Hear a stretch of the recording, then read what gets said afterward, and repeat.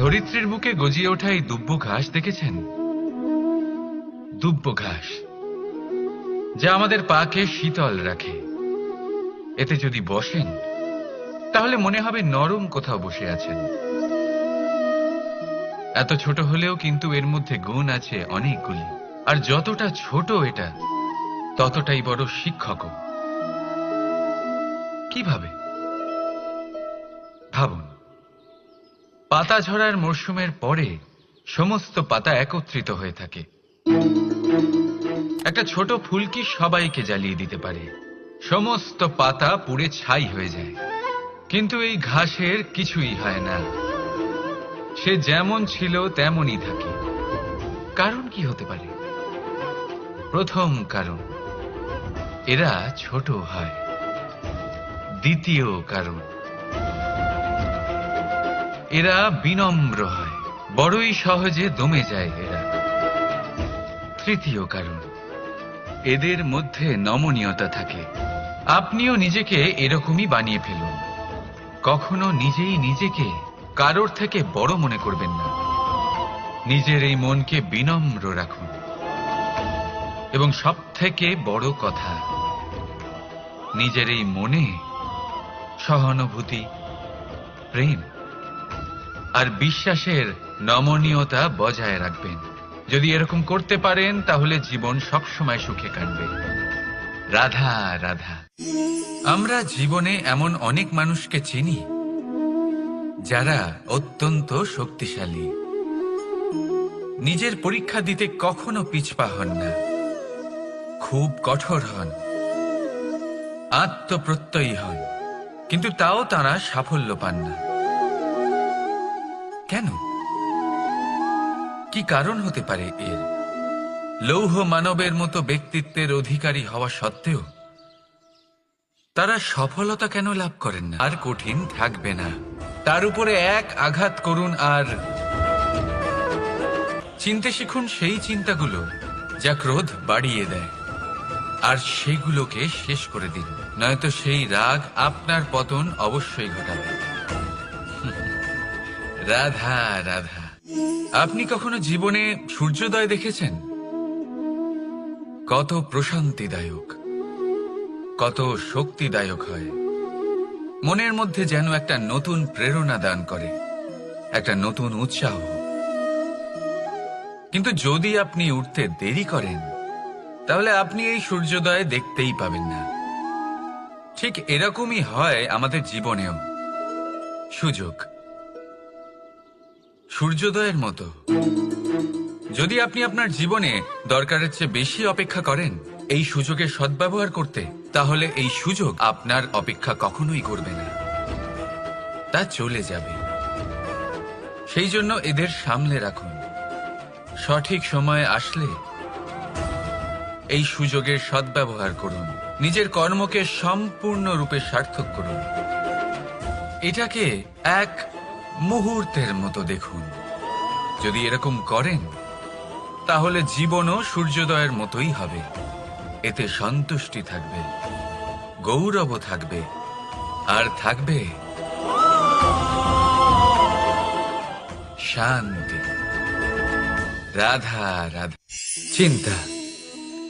সবাই বলে চিন্তা করা উচিত নয়, কিন্তু চিন্তা সবাই করে। যিনি বৃদ্ধ ব্যক্তি হন তিনি নিজের অতীতের সাথে বর্তমানের তুলনা করে চিন্তিত থাকেন। একজন যুবক ব্যক্তি ভবিষ্যতের বিষয় চিন্তা করে, নিজের লক্ষ্য কিভাবে পূরণ করা যায় সেই চিন্তায় মগ্ন থাকে। শুধু একজন বালকের না চিন্তা। সবাই বলে চিন্তা করা উচিত নয়, কিন্তু চিন্তা সবাই করে। যিনি বৃদ্ধ ব্যক্তি হন তিনি নিজের অতীতের সাথে বর্তমানের তুলনা করে চিন্তিত থাকেন। একজন যুবক ব্যক্তি ভবিষ্যতের বিষয় চিন্তা করে, নিজের লক্ষ্য কিভাবে পূরণ করা যায় সেই চিন্তায় মগ্ন থাকে। শুধু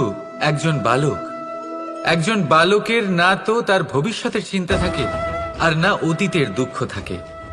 আর এরকম কেন? কারণ সে শুধুমাত্র বর্তমান নিয়ে ভাবে। যদি আমি আপনাকে জিজ্ঞেস করি যে এই সংসারে সবথেকে মাহাত্ম্যপূর্ণ বস্তু কি, তাহলে আপনি বলবেন জল, আর একদম ঠিক বলবেন। কিন্তু কোন কারণে? এই জন্য যে সে আমাদের জীবন দান করে? এই জন্য যে সে আমাদের তৃষ্ণা মেটায়? নাকি এই জন্য যে আমাদের দৈনিক কাজ থেকে শুরু করে আমাদের মৃত্যু অবধি কাজে আসে, সব কাজে আমাদের সাহায্য করে?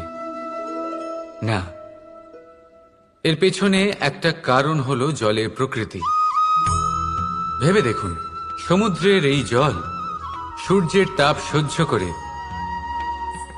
বাষ্পীভূত হয়, তারপর উপরে গিয়ে মেঘে পরিণত হয়, তারপর সেই মেঘ রূপে প্রবাহিত হয়ে কোনো পর্বতের সাথে ধাক্কা খেয়ে বর্ষা হয়ে এই পৃথিবীতে বর্ষিত হয়। আর এই পৃথিবীর ধূলিকণা এর মাটিকে নিজের মধ্যে ধারণ করে। মানুষের দ্বারা, অন্য প্রাণীর দ্বারা যে ময়লা ছড়িয়ে পড়েছে তাকে নিজের মধ্যে ধারণ করে, আর তারপর ফের অগ্রসর হয়ে পড়ে সমুদ্রের দিকে, সমুদ্রে মিশে যায়। কিন্তু তবুও আবার বাষ্পীভূত হওয়ার সময় সেই ময়লাকে সে সেখানেই ফেলে যায়, সেই ময়লাকে নিজের সাথে নিয়ে যায় না। ব্যাস, এটাই জলের প্রকৃতি, যা তাকে মহান করে তোলে।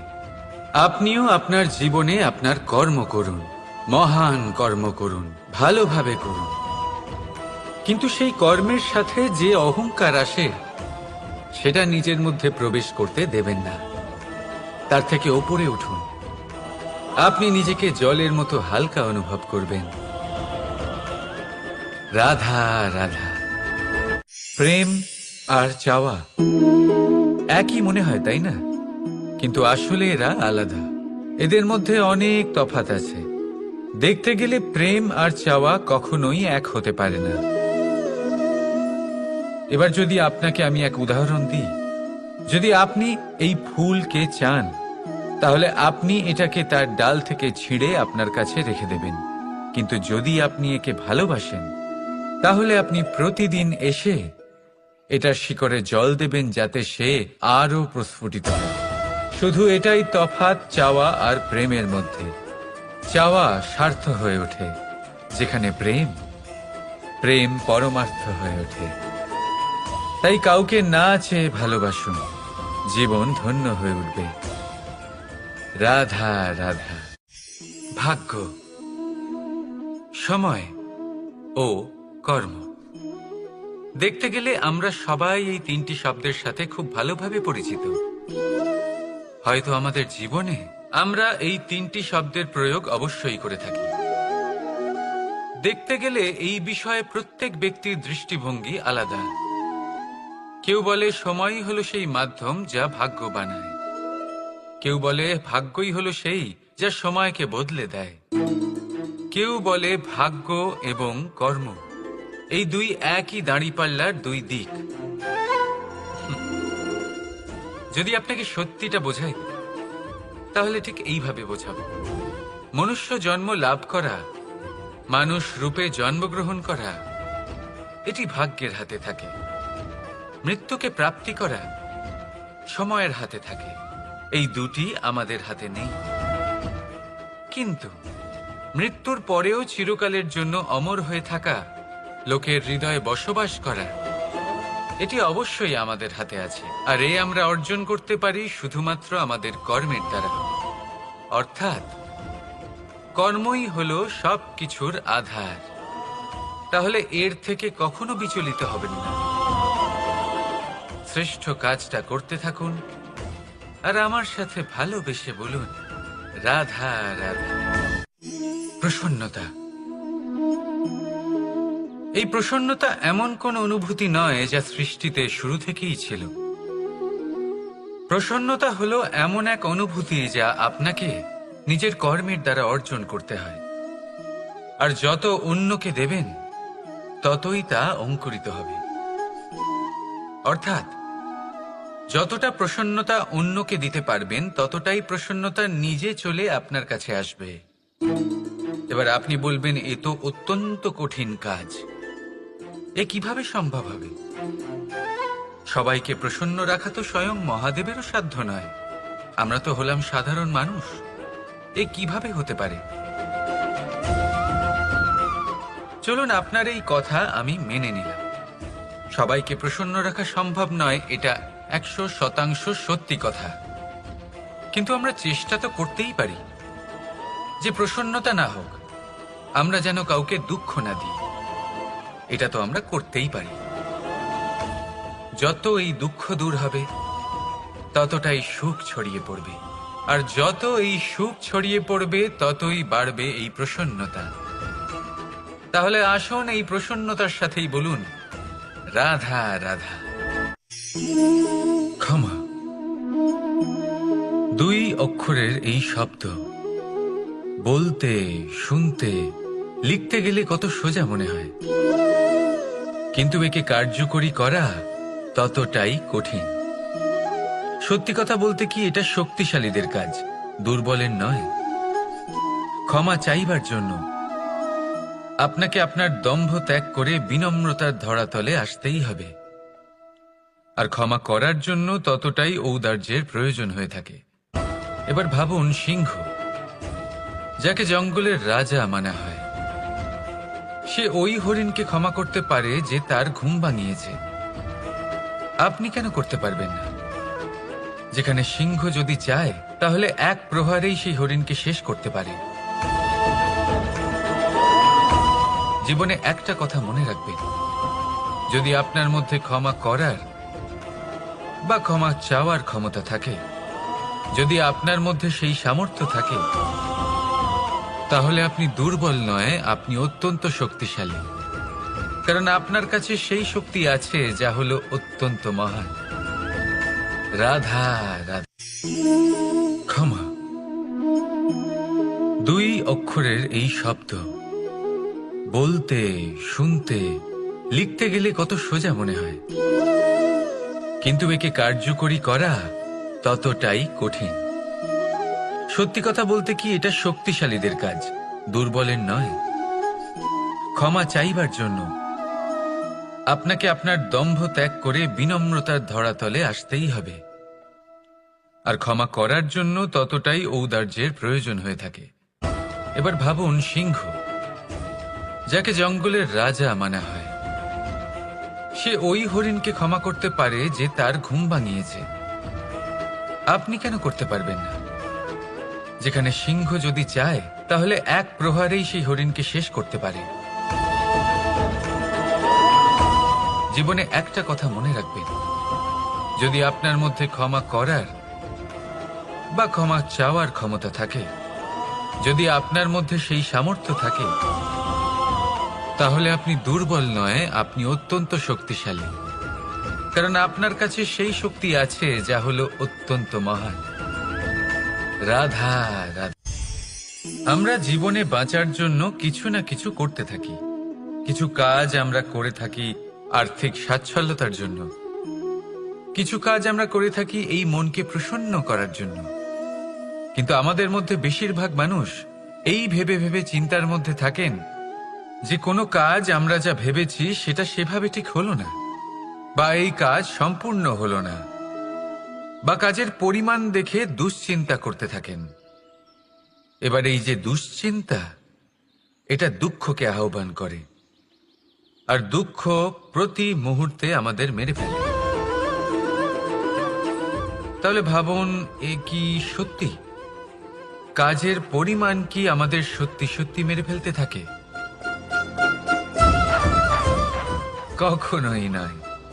বুঝুন একটা গুরুত্বপূর্ণ কথা, আজ পর্যন্ত এই সংসারে যত মহাপুরুষ এসছেন, ওনাদের কাছেও ততটাই সময় ছিল যতটা আজ আপনার কাছে আছে, তত ঘন্টাই ছিল, তত মুহূর্তই ছিল।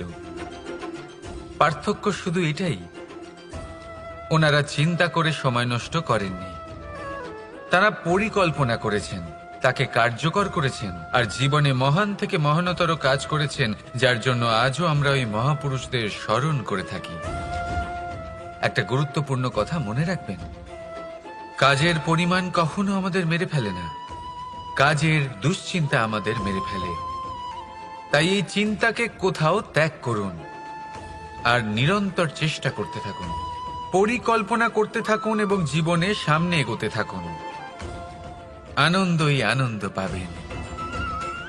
তাহলে একটু আনন্দ বের করে আমার সাথে বলুন, রাধা রাধা।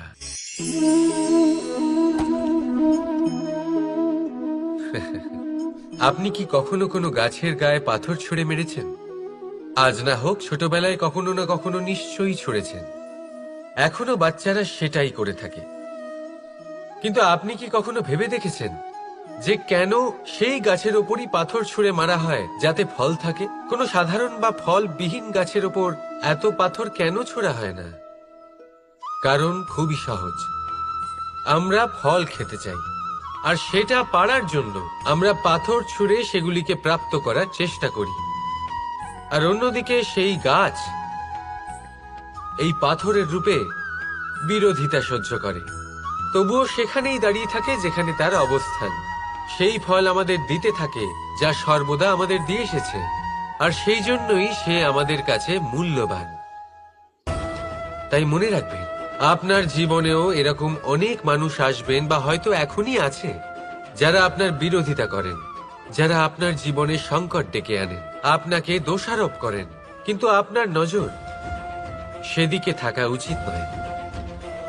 তাই একটা গুরুত্বপূর্ণ সত্য সবসময় মনে রাখবেন, সেই গাছের ওপরেই পাথর এসে পড়ে যে ফল ধারণ করে, যে মূল্যবান হয়। রাধা রাধা। পাদুকা, খড়ম আমাদের জীবনে কতটা গুরুত্বপূর্ণ হয়। যখনই আমরা এটা পায়ে পড়ে হাঁটি, এটা আমাদের রক্ষা করে কাঁটা থেকে, ছোট পাথর থেকে। এটা আমাদের সুরক্ষিত রাখে। কিন্তু যদি এটাকেই আমরা অন্য দৃষ্টিভঙ্গি দিয়ে দেখি, তাহলে এই পাদুকার জন্যই হাঁটার সময় পেছন থেকে আমাদের পায়ে কাঁটা লেগে যায়। এরকম মানুষও আমাদের জীবনে থাকে, যে থাকে তো আমাদের সাথেই, কিন্তু এরাই আমাদের পিঠ পিছে কাদা ছোড়ে। এবার হাঁটার সময় যখন আপনার পায়ে কাদা লাগে আপনার পাদুকার জন্য,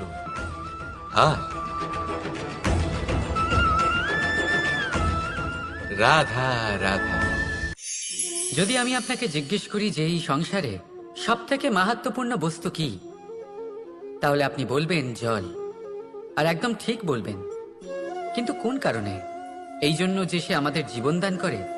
এই জন্য যে সে আমাদের তৃষ্ণা মেটায়? নাকি এই জন্য যে আমাদের দৈনিক কাজ থেকে শুরু করে আমাদের মৃত্যু অবধি কাজে আসে, সব কাজে আমাদের সাহায্য করে?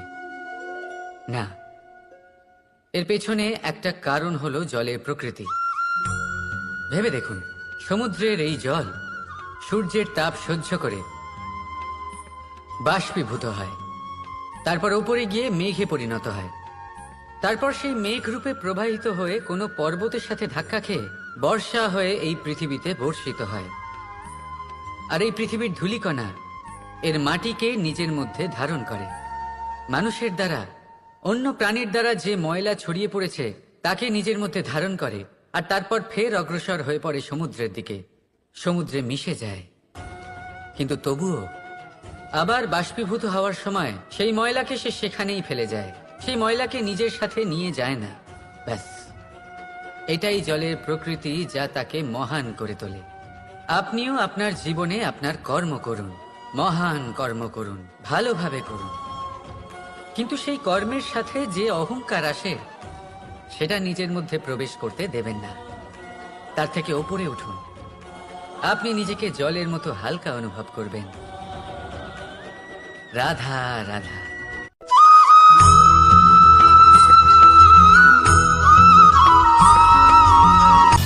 সময়, জীবন, কাল। দেখতে গেলে এই তিনটি শব্দ একটি শব্দেরই সমার্থক শব্দ মনে হয়, কিন্তু এই শব্দগুলির অর্থ কি সমান? কখনোই নয়। হ্যাঁ, এই সময় চলতে থাকে, জীবন চলতে থাকে, কালচক্র চলতে থাকে। এই সময় কেটে যায়, কিন্তু এই জীবন, একে যাপন করতে হয়। কি বলেন? এই জীবনে কিছু করুন বা কিছু না করুন, জীবন এমনি কেটে যাবে, আপনি জানতেও পারবেন না। কিন্তু সেটা আমাদের উদ্দেশ্য নয়, একে যাপন করতে হবে। এই জীবনে প্রেরণা পেতে শিখুন, প্রেরণা দিতে শিখুন, আহ্বান গ্রহণ করতে শিখুন, আহ্বান জানাতে শিখুন, মহান কাজ করতে শিখুন, ধন্যাত্মক বোধ জাগিয়ে তুলুন। জীবন অতিবাহিত করার অর্থ কি তা আপনি শিখে যাবেন। কারণ সময় কেটে যায়, সমস্ত যুগ কেটে যায়, কিন্তু জীবনের রীতি জীবন কাটিয়ে দেওয়া নয়, জীবন যাপন করা। এই জীবন সম্পূর্ণরূপে অনুভব করতে হবে, নতুন পথ বানাতে হবে। এবারে যদি এই জীবন বাঁচার সময় একবার ভেবে দেখুন, যদি মনে প্রেম থাকে, সদ্ভাবনা থাকে, তাহলে কি হবে? এই জীবনকে বাঁচার অনুভূতিটাই অন্যরকম হয়ে যাবে, একটা আনন্দময় অনুভূতি লাভ করবেন। তাহলে এটাই করুন আর আমার সাথে ভালোবেসে বলুন, রাধা রাধা।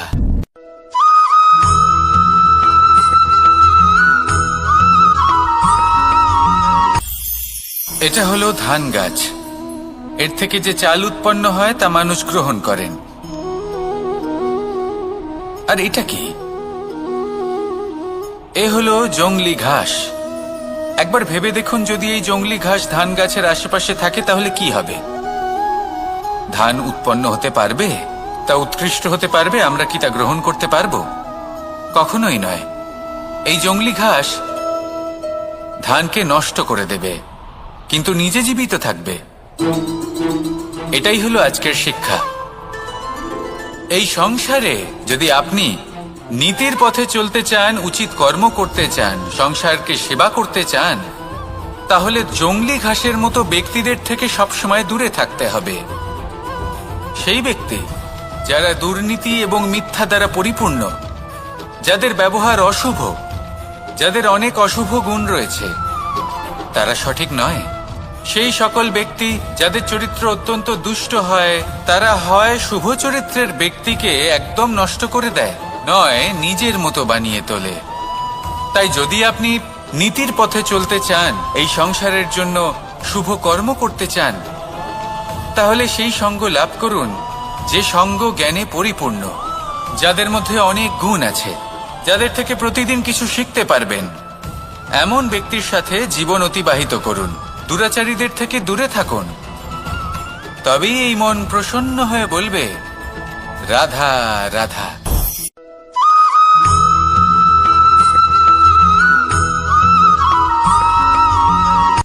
সূচের শেষে একটি ছিদ্র থাকে, যার দ্বারা আমরা এই সুতো পরাতে পারি, আর তারপর সূচের সাহায্যে এই সুতো দিয়ে বস্ত্র সেলাই করা যায়। কিন্তু যদি সুতোটা সোজা করে ধরা না হয়, তাহলে সূচে কখনো এই সুতো পরানোই সম্ভব নয়। যদি এতে কোনো গিঁট পড়ে, তখন তা কখনোই এই ছিদ্র দ্বারা প্রবেশ করা সম্ভব নয়। ঠিক এইভাবেই যদি আপনি কারোর জীবনে প্রবেশ করতে চান, কারোর অন্তরে প্রবেশ করতে চান, তাহলে আপনাকেও সহজ থাকতে হবে। এতে কোনো গিঁট থাকলে চলবে না, অর্থাৎ মনে যাতে কোনো মালিন্য না থাকে, যেন কোনো কুচিন্তা না থাকে। যদি এসব থাকে, তাহলে আপনি কখনো কারোর জীবনে প্রবেশ করতে পারবেন না। আর যদি কোনোভাবে আপনি প্রবেশ করেও যান, তাহলে তার মনে ঘর করতে পারবেন না। নিজেকে এই সুতোর মতন করে তুলুন, সহজ।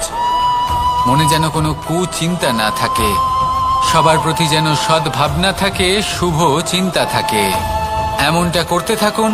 এমন একটা দিন আসবে যেদিন এই সমস্ত সংসারের ব্যক্তির মনে আপনি বাস করবেন, আর তখন এই মন প্রসন্ন হয়ে বলবে, রাধা রাধা।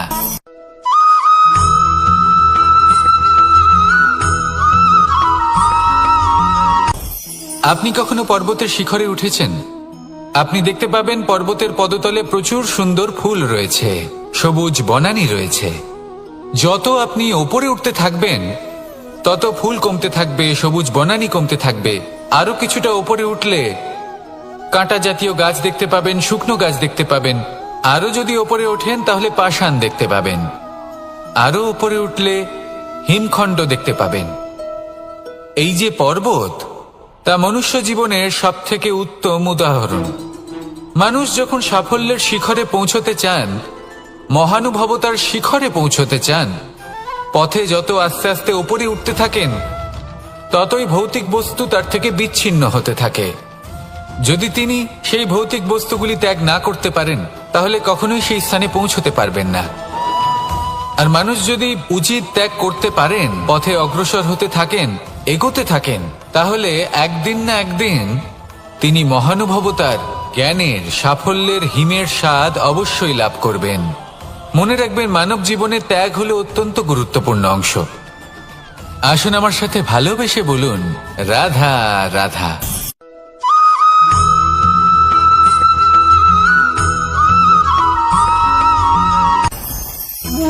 ভোজন। এবার ভোজন সংগ্রহ করার জন্য মানুষ কি না করেন, সব সময় চেষ্টা করতে থাকেন। ফসল উৎপাদনের জন্য অনেক পরিশ্রম করতে থাকেন, কিন্তু অনেক সময় অনেক পরিশ্রম করার পরেও ফসল ভালো উৎপাদন হয় না। এর কারণ কি? কারণ হলো এটাই যে আপনি পরিশ্রম হয়তো অনেক করেছেন, কিন্তু আপনার নজর তো সেই বীজের দিকে ছিলই না যা আপনি রোপণ করেছেন। সেই জন্য সব সময় কোনো বীজ রোপণ করার আগে তাকে পরখ করে দেখুন, তা অত্যন্ত আবশ্যক।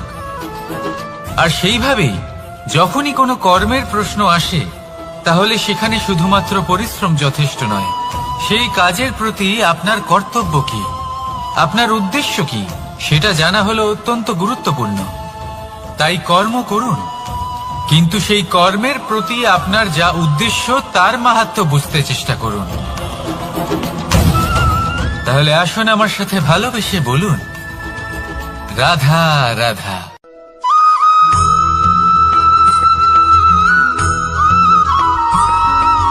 বসন্ত ঋতু, এই সময় মন আনন্দে ভরে থাকে। এমন মনে হয় যেন আমরা আকাশে বিচরণ করতে চলে যাই, কিন্তু সেটা তো সম্ভব নয়। সেই জন্য হয়তো আমরা ঘুড়ি ওড়াই, এই ঘুড়িকে নিজেদের প্রতিরূপ মনে করে। এবার অনেক মানুষ আছেন যারা ঘুড়ি ওড়ান, কিন্তু এই কর্মের সারমর্ম কি সেটা কজন বুঝতে পারেন? আপনি এটা মনে করুন যে আপনি হলেন সেই ঘুড়ি, আর এই সুতো যিনি ধরে রয়েছেন তিনি হলেন পরমাত্মা। আর এই সুতো যেখান থেকে শুরু হয়, সেই লাটাই হলো আমাদের কর্মচক্র। এবার আপনি নিজেই অনুমান করুন যে এই উড়ান কার ওপর নির্ভরশীল, পরমাত্মার ওপর আর আপনার কর্মের ওপর। যদি পরমাত্মা আপনার হাত ধরে থাকেন, আপনার সাথে থাকেন, যদি আপনি শুভ কর্ম করতে থাকেন, আপনি এই আকাশে উড়তে থাকবেন। কিন্তু কোথাও কোথাও যদি পরমাত্মার সাথে এই বন্ধন ছিন্ন হয়, আপনার কর্মচক্র খারাপ হয়ে যায় বা থেমে যায়, তাহলে আপনার এই ঘুড়ি কেটে যাবে আর দূরে কোনো গাছের ডালে গিয়ে আটকে যাবে। তাই শুধুমাত্র ঘুড়ি ওড়াবেন না, তার থেকে শিখুন, পরমাত্মার সাহচর্যে থাকুন, সবসময় শুভ কর্ম করতে থাকুন আর সবসময় এই আকাশে উড়তে থাকুন। আসুন আর আমার সাথে ভালোবেসে বলুন, রাধা।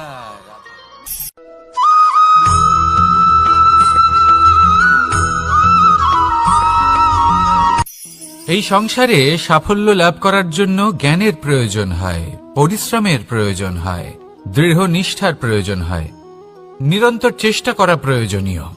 কিন্তু আরো কিছু আছে যা অত্যন্ত প্রয়োজনীয় এবং গুরুত্বপূর্ণ। তা হলো ভালো বন্ধু। তাদের থাকা অত্যন্ত প্রয়োজনীয়। যদি ভালো বন্ধু থাকে, তাহলে সময় এলে তারা ঢাল হয়ে আপনাকে সুরক্ষা করবেন। সময় এলে অস্ত্রের মতো শত্রুকে সংহারও করবেন। যদি তিনি জ্ঞানী হন, তাদের মধ্যে সদ্গুণ থাকে, তাহলে এই সব গুণ আপনার মধ্যেও প্রবেশ করবে। তাহলে সাফল্যের জন্য ভালো বন্ধু পাওয়া অত্যন্ত প্রয়োজনীয়। কিন্তু শুধু বন্ধু কেন, ভালো শত্রুও থাকা প্রয়োজনীয়। এবার আপনি ভাববেন, এ আমি কি বললাম? যদি আপনার জীবনেও ভালো অর্থাৎ শক্তিশালী শত্রু থাকে, তাহলে আপনিও শক্তিশালী হতে থাকবেন।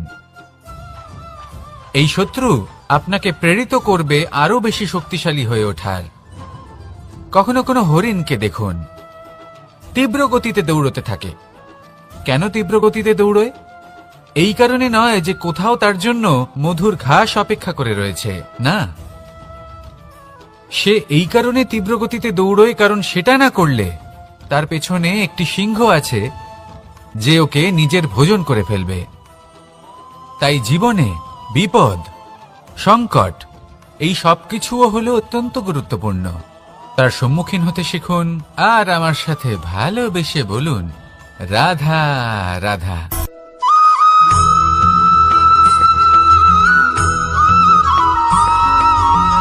ভালো, শুধু ওনাদের কঠোর ব্যবহার দেখলে আমরা একটু ভয় পেয়ে যাই। এবার ওনাদের এই কঠোর ব্যবহার আমাদের ভালো না লাগলেও অত্যন্ত আবশ্যক, কারণ মাতার থেকে আমরা যে শক্তি লাভ করি তা যেন নিয়ন্ত্রণ হারিয়ে বিধ্বংসী না হয়ে ওঠে। আমরা যেন কোনো কুপথে না চলে যাই, আমরা কখনো যেন দোষ না করে ফেলি।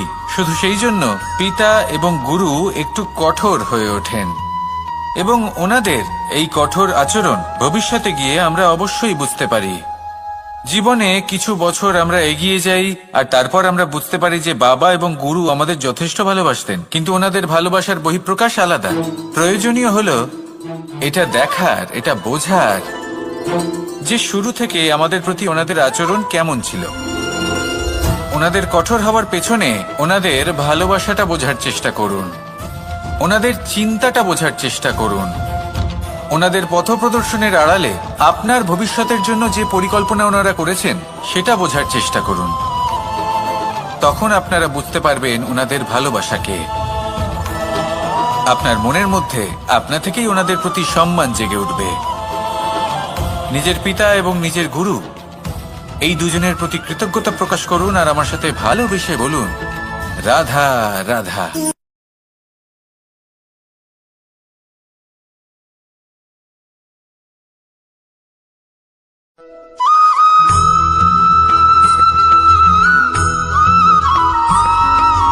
কথায় আছে, প্রত্যেক পুত্র তার পিতার প্রতিচ্ছবি হয়, আর সমস্ত প্রতিচ্ছবি চায় যেন সে তার অস্তিত্ব প্রাপ্ত করতে পারে। পুত্র চায় সে যেন তার পিতার মতো হয়, বা কখনো কখনো তার থেকেও শ্রেষ্ঠ হয়। সেটা কোনো অনুচিত ব্যাপার নয়।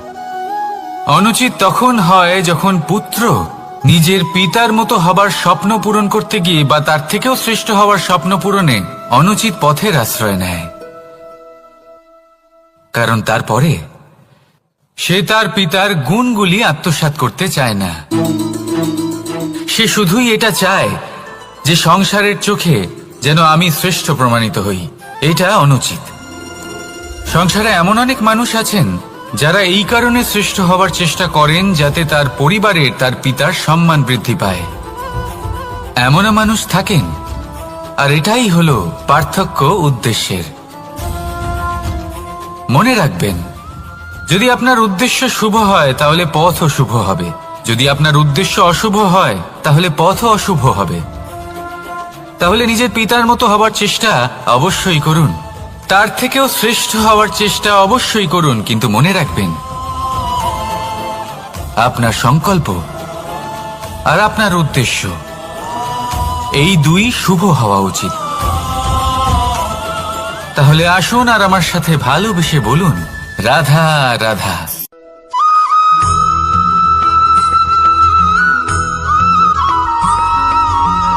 আপনি কখনো কোনো বাজকে নিজের বাসা বানাতে দেখেছেন? এই বাজ যখনই কোনো বাসা বানায় তখন উঁচু গাছের ডালে বা কোনো পর্বতের শিখরে বাসা বানায়, অনেক উচ্চতায়, আর সেখানে তার সন্তানও জন্মগ্রহণ করে। যখন এই সন্তানেরা জন্মায় তখন এই বাজ খুবই ভালোবেসে এবং খুব সাবধানে এদের পালন পোষণ করে। নিজের ঠোঁট দিয়ে তাদের ঠোঁটে খাবার পরিবেশন করে।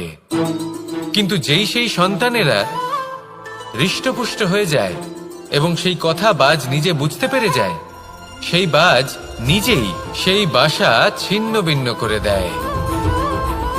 সেই সন্তান যাদের সবেমাত্র ডানা গজিয়েছে, কিভাবে উড়তে হয় তারা জানে না, সেই সন্তানগুলিকে উচ্চতা থেকে ঠেলে দেয়। সেই সন্তান প্রথমে ভয়ভীত হয়ে যায়। তারা সামনে মৃত্যুকে দেখতে পেয়ে ভয়ের কারণে তাদের ডানা ঝাপটাতে থাকে, আর সেই প্রক্রিয়াতেই সেই সন্তানগুলি উড়তে শুরু করে দেয়। এবার এই ঘটনায় আমরা কি শিক্ষা পেতে পারি? এটাই, যদি আপনি মাতা পিতা হন তাহলে নিজের সন্তানকে অবশ্যই স্নেহ করুন, কিন্তু তাদেরকে নিজের আঁচলের তলায় বেঁধে রাখবেন না।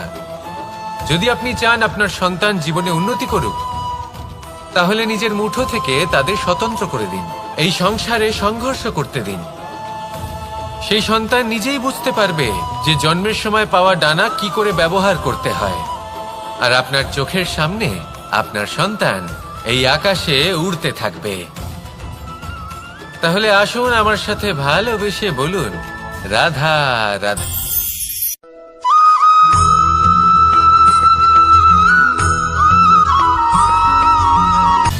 সময়, জীবন, কাল।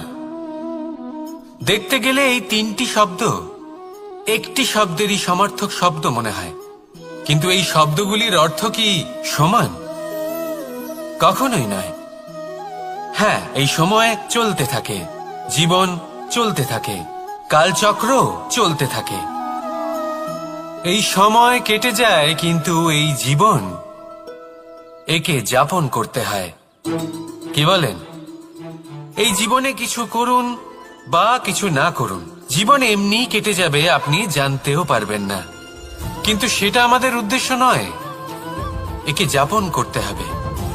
এই জীবনে প্রেরণা পেতে শিখুন, প্রেরণা দিতে শিখুন, আহ্বান গ্রহণ করতে শিখুন, আহ্বান জানাতে শিখুন, মহান কাজ করতে শিখুন, ধন্যাত্মক বোধ জাগিয়ে তুলুন। জীবন অতিবাহিত করার অর্থ কি তা আপনি শিখে যাবেন।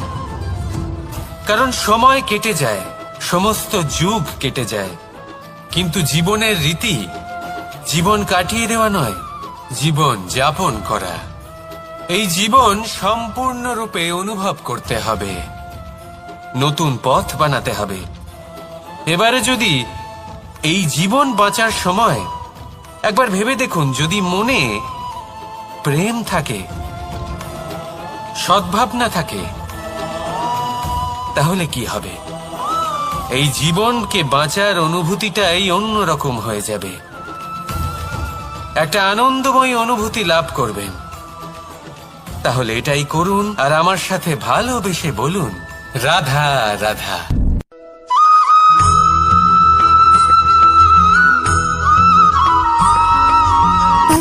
সুখ, দুঃখ এবং শক্তি, এই তিন হলো এই সংসারের ত্রিদেবের মতো।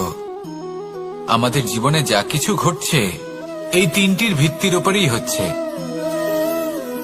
আসলে এই সংসারের একটা নিয়ম আছে, যখনই আপনি কিছু লাভ করেন এই সংসার আপনার পরীক্ষা নেয়। এটা জানার জন্য আপনার পরীক্ষা নেয় যে আপনি যা কিছুই লাভ করেছেন আপনি কি আদৌ সেটার যোগ্য কিনা।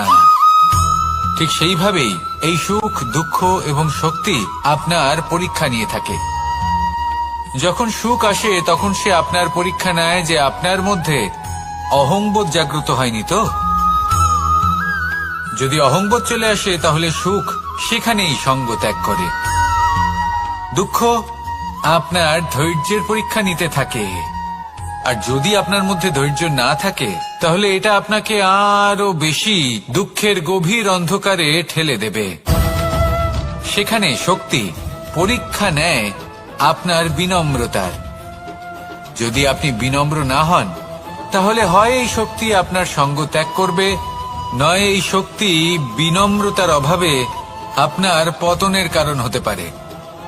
এই সংসারে যে কোনো ব্যক্তি যিনি এই পরীক্ষায় উত্তীর্ণ হয়ে থাকেন এই জীবনে তিনি সাফল্য লাভ করেন। আসুন আমার সাথে ভালোবেসে বলুন, রাধা রাধা।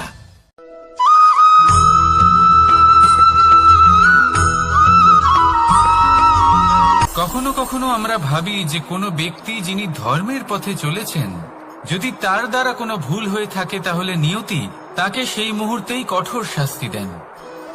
কিন্তু সেই সব মানুষ যারা সংসারের সবথেকে বড় অধর্মী, বহু নিকৃষ্ট মানের কাজ করেন, তাদের নিয়তি অনেক সুযোগ দেন। তাদের নিয়তি এরকম কঠোর প্রহার করেন না। এই ভাবনা কখনো না কখনো মনে আসেই। ভেবে দেখুন কেন?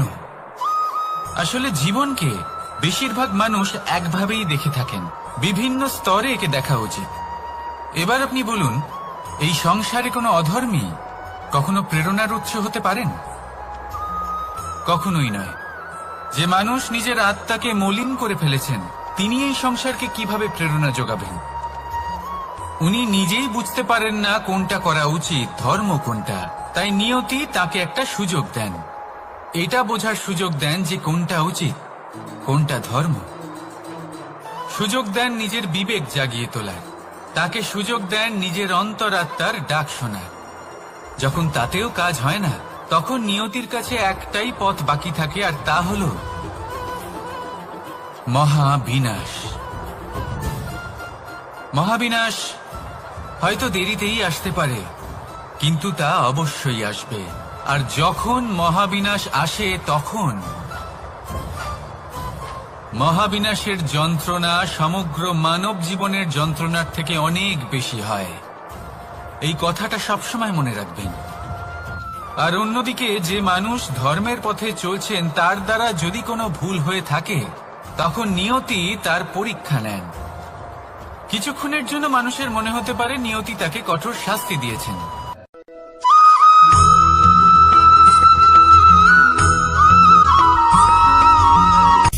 সূচের শেষে একটি ছিদ্র থাকে, যার দ্বারা আমরা এই সুতো পরাতে পারি। আর তারপর সূচের সাহায্যে এই সুতো দিয়ে বস্ত্র সেলাই করা যায়। কিন্তু যদি সুতোটা সোজা করে ধরা না হয়, তাহলে সূচে কখনো এই সুতো পরানোই সম্ভব নয়। যদি এতে কোনো গিঁট পড়ে, তখন তা কখনোই এই ছিদ্র দ্বারা প্রবেশ করা সম্ভব নয়। ঠিক এইভাবেই যদি আপনি কারোর জীবনে প্রবেশ করতে চান, কারোর অন্তরে প্রবেশ করতে চান, তাহলে আপনাকেও সহজ থাকতে হবে।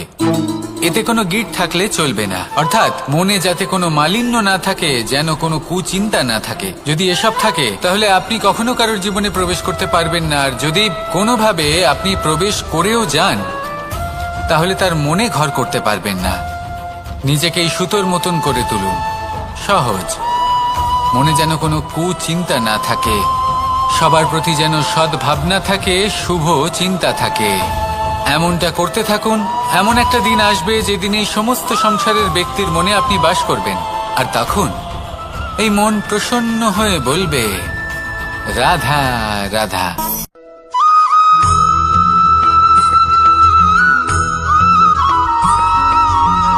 পিতা আর পুত্রের সম্পর্ক অত্যন্ত মধুর হয়ে থাকে। পিতা স্বপ্ন দেখেন, তাকে পূর্ণ করার সকল সম্ভাব্য চেষ্টা করেন, কিন্তু তাও অনেক সময় ওনার স্বপ্ন অপূর্ণ থেকে যায়। তখন পিতা ভাবেন যে স্বপ্ন উনি পূর্ণ করতে পারেননি, ওনার সন্তান তা অবশ্যই পূরণ করবে। যে স্থানে উনি কখনো পৌঁছতে পারেননি, সেই স্থানে ওনার পুত্র অবশ্যই পৌঁছবে। পিতা নিজের সন্তানের ভবিষ্যৎ নিয়ে সেই স্বপ্ন দেখেন, আর যখন সেই সন্তান সামনে এগোতে থাকে, তখন তার দুঃখ হয় না, বরং গর্ব হয়। ওনার ভালো লাগে এটা দেখে যে ওনার সন্তান অনেক উন্নতি করছে। কিন্তু যখন সন্তান নিজের অভিভাবকের শক্তি দেখে, তার যশ দেখে হিংসা করতে থাকে, সমস্যা সেইখানেই শুরু হয়। সেই জন্য সকল সন্তানকে এটা মনে রাখতে হবে। দেখুন, পুত্র হবার সুবাদে, এক সন্তান হবার সুবাদে, এটা হলো আপনার অধিকার যে আপনি আপনার পিতার থেকে বেশি উন্নতি করবেন। আপনার পিতাও এটাই চান, কিন্তু সুস্থভাবে এটা করুন। একটা রেখা টেনে নিন, যাতে আপনি তাতে এগোতে পারেন, আর আপনার পিতার তাতে গর্ববোধ হয়, আর সেই বিষয়ে দুঃখ না হয় যে আমার সন্তান আমাকেই ছোট করার চেষ্টা করছে। ইতিহাস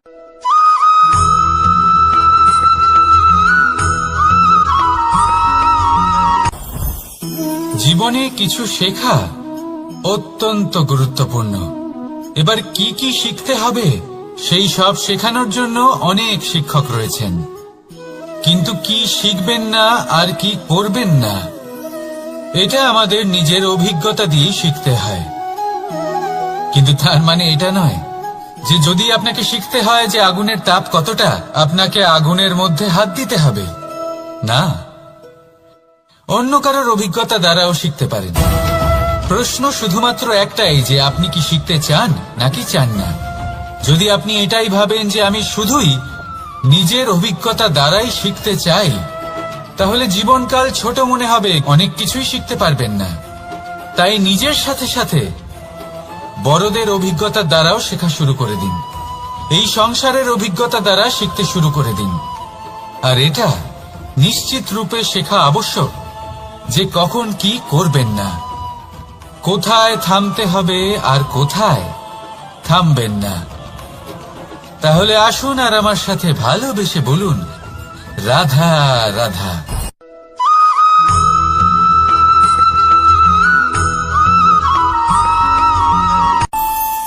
আমাদের মনে যখন কোনো প্রশ্ন ওঠে, কোনো দ্বন্দ্ব জাগে, তখন আমরা যাই আমাদের গুরুর কাছে, আমাদের আরাধ্যের কাছে গিয়ে জিজ্ঞেস করি। এইভাবেই একদিন আমি পৌঁছলাম আমার আরাধ্যের কাছে, আমার মহাদেবের কাছে, আর ওনাকে প্রশ্ন করলাম যে মহাদেব, জীবনে আনন্দ পাওয়ার, উৎসব পালনের, প্রেম ভাগ করে নেবার, জীবনকে উপভোগ করে নেওয়ার সর্বশ্রেষ্ঠ সময় কোনটা? মহাদেব হাসলেন আর উনি বললেন, জীবনে উৎসব পালনের সবথেকে শ্রেষ্ঠ দিন হল মৃত্যুর ঠিক আগের দিনটা। প্রেম ভাগ করে নেওয়ার সবথেকে শ্রেষ্ঠ মুহূর্ত হল মৃত্যুর ঠিক আগের মুহূর্ত। জীবনকে উপভোগ করে নেওয়ার সর্বশ্রেষ্ঠ প্রহর হল মৃত্যুর এক প্রহর পূর্বে। তখন আমি চমকে গেলাম। আমি বললাম, কিন্তু মহাদেব, মৃত্যু তো অনিশ্চিত, আমরা জানিও না কবে আমাদের মৃত্যু হবে। মহাদেব আবার হাসলেন। উনি বললেন যে যদি আমরা এভাবে জীবন কাটাই যে আমরা জীবনের প্রত্যেক দিন, প্রত্যেক মুহূর্ত, প্রত্যেক প্রহর শেষ বলে মনে করি, তাহলে আমাদের সমস্ত জীবন আনন্দের সাথেই অতিবাহিত হবে। কি বলেন?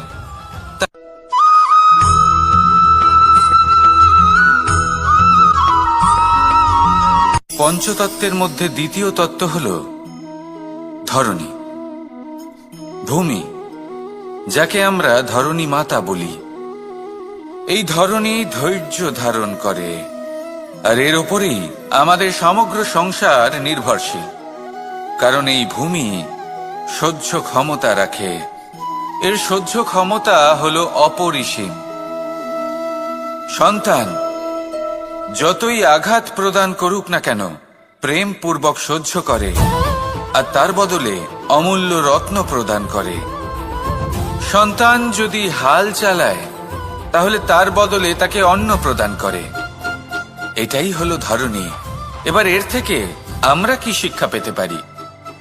এটাই যে কারোর জন্য কিছু করা বা কাউকে কিছু দেওয়া মনে কোনো কামনা ছাড়াই।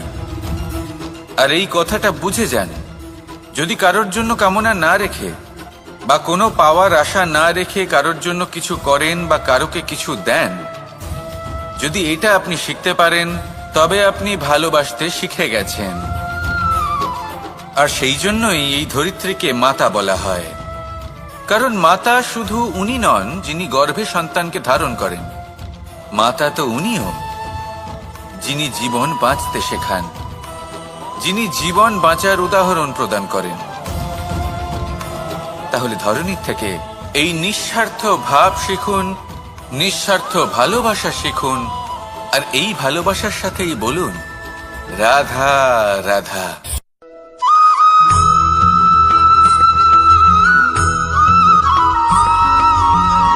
এই সংসারে কোনো বস্তু হোক বা ব্যক্তি হোক, তার একার গুরুত্ব কিন্তু খুব বেশি নয়। একটা উদাহরণ হিসেবে বৃষ্টির ফোঁটাকে ভেবে দেখুন। যদি একটি বৃষ্টির ফোঁটা হয় তাহলে তার খুব বেশি গুরুত্ব থাকে না, কিন্তু যখন সহস্র বৃষ্টির ফোঁটা মেঘের মধ্যে দিয়ে ঝরে পড়ে, তখন সেটা বর্ষার রূপ ধারণ করে। সেই বর্ষা যা এই প্রকৃতিকে শান্ত করে। সেইভাবেই পাথরের ছোট টুকরো, তার খুব বেশি গুরুত্ব থাকে না, কিন্তু যখন অসংখ্য পাথরের টুকরো একত্রিত হয় তখন তা পর্বতের আকার ধারণ করে। সেইভাবেই কিছু মানুষ যখন একত্রিত হন তখন তৈরি হয় পরিবার, কিছু পরিবার যখন একত্রিত হয় তখন তৈরি হয় সমাজ, যখন অনেক সংখ্যক সমাজ একত্রিত হয় তখন তৈরি হয় রাজ্য। এবার এই রাজ্যের সবথেকে গুরুত্বপূর্ণ ব্যক্তি হতে পারেন রাজা, কিন্তু তাও সেই রাজা একা কিছু করতে পারেন না। যুদ্ধ লড়ার সময় তারও নিজের সৈন্যদলকে প্রয়োজন পড়ে। কিন্তু এই সংসারে এমন একজন ব্যক্তি আছেন যিনি একাই সব কাজ করতে থাকেন, এবং সেই ব্যক্তি হলেন মা।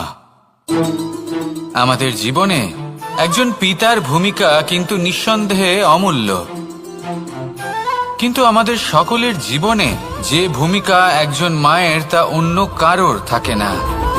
একজন মা একাই সন্তানকে বড় করতে পারেন, সংস্কারী করে তুলতে পারেন, তার জন্য পরিশ্রম করেন। আর এত কিছু কাজ করার পরেও তার কাজের জন্য তিনি প্রশংসা অবশ্য পান না। উল্টে যদি সেই সন্তান অনুচিত পথে চালিত হয়, অনুচিত কর্ম করে, তখন সেই মাকেই অপবাদের পাত্র হয়ে উঠতে হয়। আমাদের জীবনে মায়ের যোগদান কতটা সেটা বুঝুন। আপনাকে বড় করে তোলার জন্য উনি কতটা পরিশ্রম করেছেন সেটা বুঝুন। আজ থেকে, এখন থেকে, এই মুহূর্ত থেকে মাকে সম্মান করতে শিখুন। যখন সময় পাবেন, যখন সুযোগ হবে, তখন তার প্রশংসা করুন, ওনারও ভালো লাগবে। আর মায়ের এই মমতার জন্য, তার এই ভূমিকার জন্য আসুন সবাই মিলে আমরা তাকে প্রণাম করি, আর সকলে মিলে ভালোবেসে বলি, রাধা রাধা।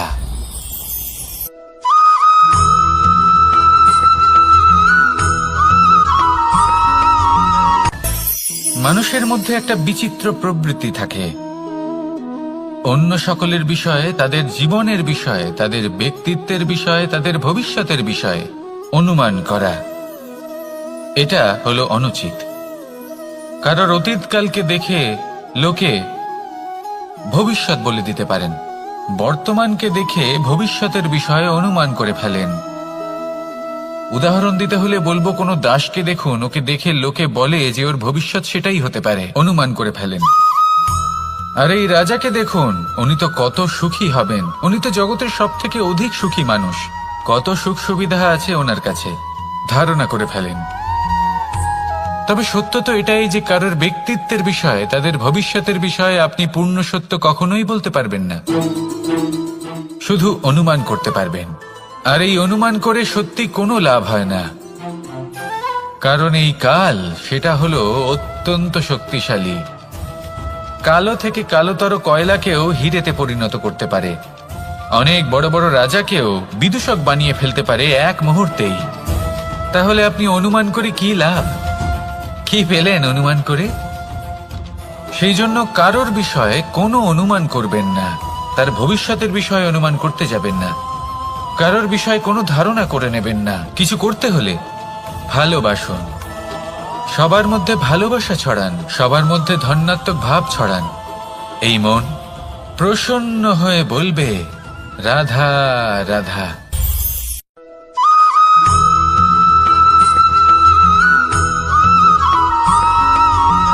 পঞ্চতত্ত্বের মধ্যে দ্বিতীয় তত্ত্ব হল ধরণী, ভূমি, যাকে আমরা ধরণী মাতা বলি।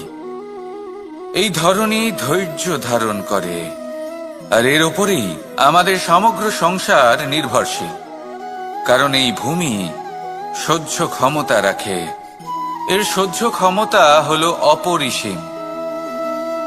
সন্তান যতই আঘাত প্রদান করুক না কেন, প্রেম পূর্বক সহ্য করে, আর তার বদলে অমূল্য রত্ন প্রদান করে। সন্তান যদি হাল চালায়, তাহলে তার বদলে তাকে অন্ন প্রদান করে।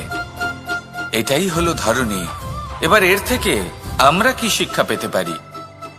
এটাই যে কারোর জন্য কিছু করা বা কাউকে কিছু দেওয়া মনে কোনো কামনা ছাড়াই। আর এই কথাটা বুঝে যান, যদি কারোর জন্য কামনা না রেখে বা কোনো পাওয়ার আশা না রেখে কারোর জন্য কিছু করেন বা কারোকে কিছু দেন, যদি এটা আপনি শিখতে পারেন, তবে আপনি ভালোবাসতে শিখে গেছেন। আর সেই জন্যই এই ধরিত্রীকে মাতা বলা হয়। কারণ মাতা শুধু উনি নন যিনি গর্ভে সন্তানকে ধারণ করেন, মাতা তো উনিও যিনি জীবন বাঁচতে শেখান, যিনি জীবন বাঁচার উদাহরণ প্রদান করেন। তাহলে ধরণীর থেকে এই নিঃস্বার্থ ভাব শিখুন, নিঃস্বার্থ ভালোবাসা শিখুন, আর এই ভালোবাসার সাথেই বলুন, রাধা রাধা।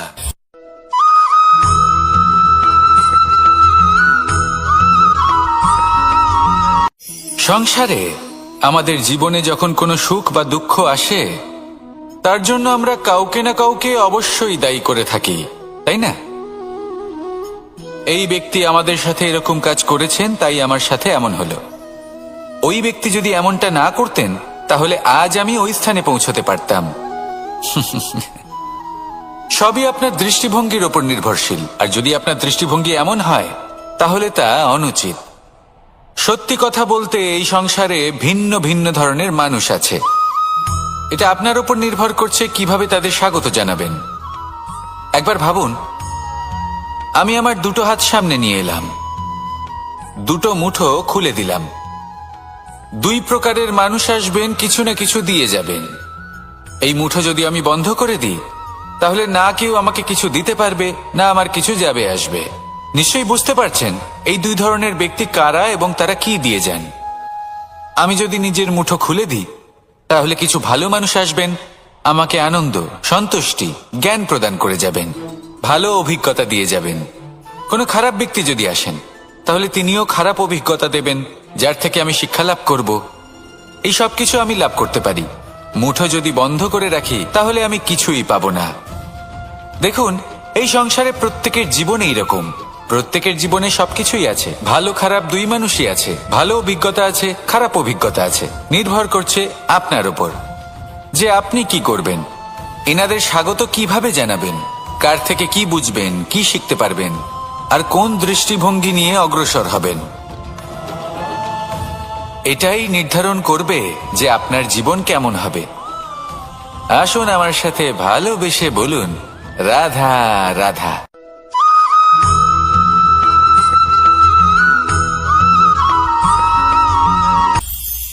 এটা হলো ধান গাছ।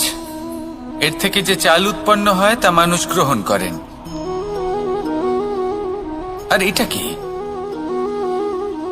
এ হলো জংলি ঘাস। একবার ভেবে দেখুন, যদি এই জংলি ঘাস ধান গাছের আশেপাশে থাকে, তাহলে কি হবে?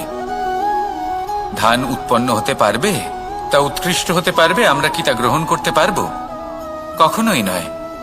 এই জংলি ঘাস ধানকে নষ্ট করে দেবে, কিন্তু নিজে জীবিত থাকবে। এটাই হলো আজকের শিক্ষা। এই সংসারে যদি আপনি নীতির পথে চলতে চান, উচিত কর্ম করতে চান, সংসারকে সেবা করতে চান, তাহলে জংলি ঘাসের মতো ব্যক্তিদের থেকে সবসময় দূরে থাকতে হবে। সেই ব্যক্তি যারা দুর্নীতি এবং মিথ্যা দ্বারা পরিপূর্ণ, যাদের ব্যবহার অশুভ, যাদের অনেক অশুভ গুণ রয়েছে, তারা সঠিক নয়। সেই সকল ব্যক্তি যাদের চরিত্র অত্যন্ত দুষ্ট হয়, তারা হয় শুভ চরিত্রের ব্যক্তিকে একদম নষ্ট করে দেয়, নয় নিজের মতো বানিয়ে তোলে। তাই যদি আপনি নীতির পথে চলতে চান, এই সংসারের জন্য শুভ কর্ম করতে চান, তাহলে সেই সঙ্গ লাভ করুন যে সঙ্গ জ্ঞানে পরিপূর্ণ, যাদের মধ্যে অনেক গুণ আছে, যাদের থেকে প্রতিদিন কিছু শিখতে পারবেন। এমন ব্যক্তির সাথে জীবন অতিবাহিত করুন। দুরাচারীদের থেকে দূরে থাকুন। তবেই এই মন প্রসন্ন হয়ে বলবে, রাধা রাধা।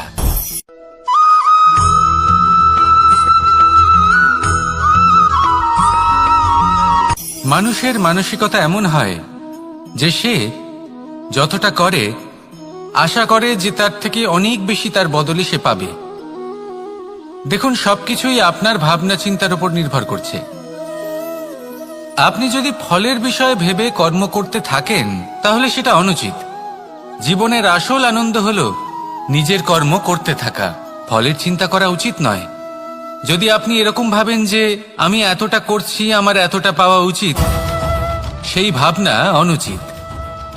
যদি আপনি সেবার মানসিকতা নিয়ে কর্ম করতে থাকেন, কর্মচক্রে প্রবাহিত হন, যদি আপনি এমন ভাবনা রাখেন যে আমি এতটা পাচ্ছি, তাই এর থেকে অনেক বেশি আমি কর্ম করব, তাহলে নিশ্চিতরূপে আপনি যতটা করছেন তার থেকে অনেক বেশি আপনি পাবেন। আপনার আশার থেকে অনেক বেশি আপনি পাবেন।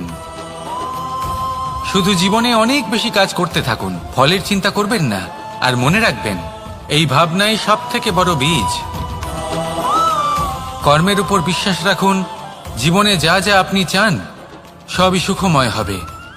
আসুন আর আমার সাথে ভালোবেসে বলুন, রাধা রাধা।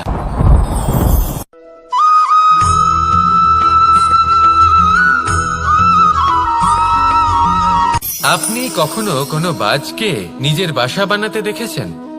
এই বাজ যখনই কোনো বাসা বানায় তখন উঁচু গাছের ডালে বা কোনো পর্বতের শিখরে বাসা বানায়, অনেক উচ্চতায়। আর সেখানে তার সন্তানও জন্মগ্রহণ করে। যখন এই সন্তানেরা জন্মায় তখন এই বাজ খুবই ভালোবেসে এবং খুব সাবধানে এদের পালন পোষণ করে।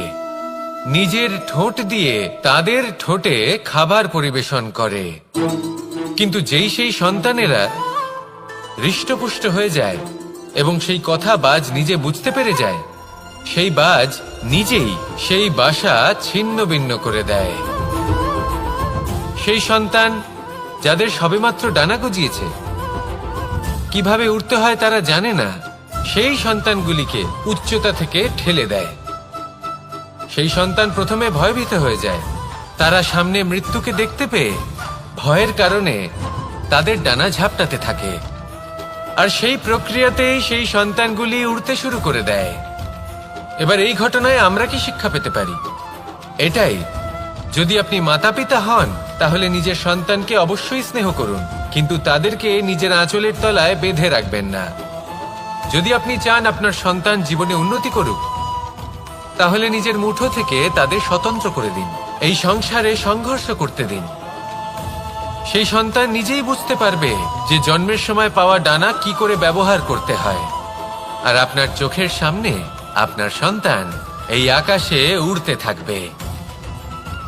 তাহলে আসুন আমার সাথে ভালোবেসে বলুন, রাধা রাধা।